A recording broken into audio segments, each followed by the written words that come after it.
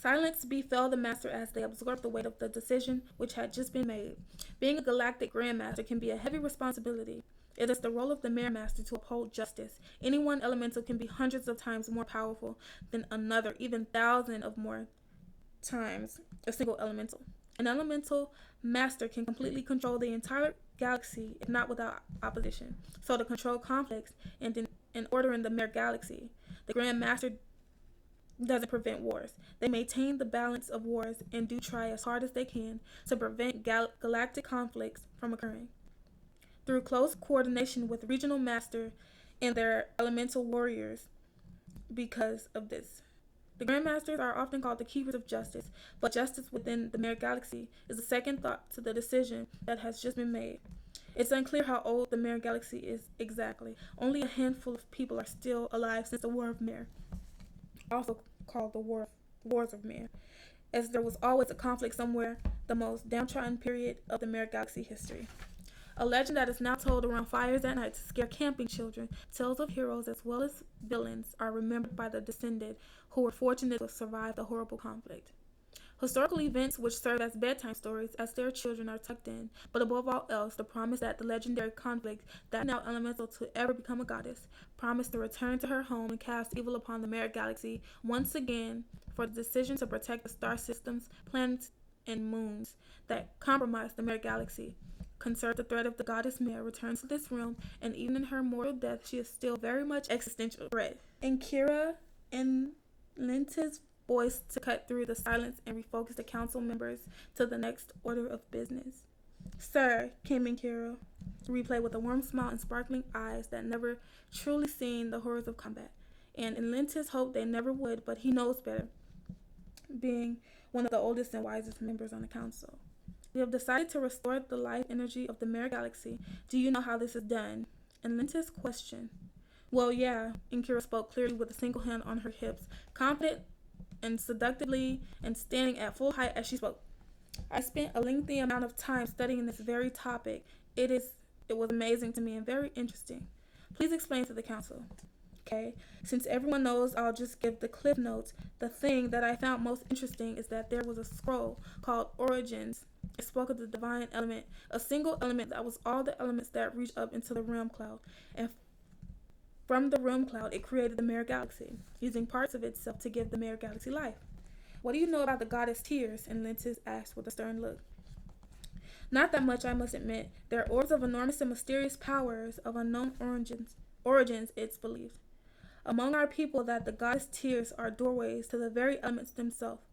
I'm not sure how many there are exalted, but my guess is there are 2 for each element for a total of 18 scattered across the entire galaxy. I know that there are connections between the goddess Tier and the Grand Council. I mean, us in the restoration of the Mare Galaxy somehow, that they are used to keep the Mare Galaxy alive.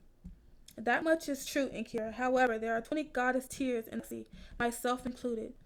No one knows the true origin of the goddess Tears. What is known is that they never existed before the Great War, and they are needed to preserve life of all the planets in the Mare Galaxy. Somehow the goddess Tears, whatever they may be, are connected to the Mare Galaxy. Since the wars and galaxy have become very unstable, slowly over time, it dies, losing its elemental energy as it ages.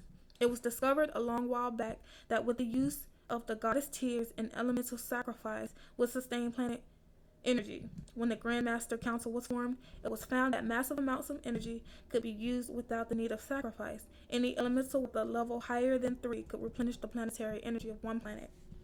There are 2 goddess tiers for each element, as you said, Inkira, but there are 2 extra goddess tiers that we still do not know how to explain. Now for the part that none of you know, as you are aware, I have summoned all of you here early. The reason for this, I'm afraid, is because the time has once again come to start the process to replenish the life energy of the Mare Galaxy, Atlantis explained. No way, not possible, came the unbelieving words of the many council members. How much time and how many words, Atlantis?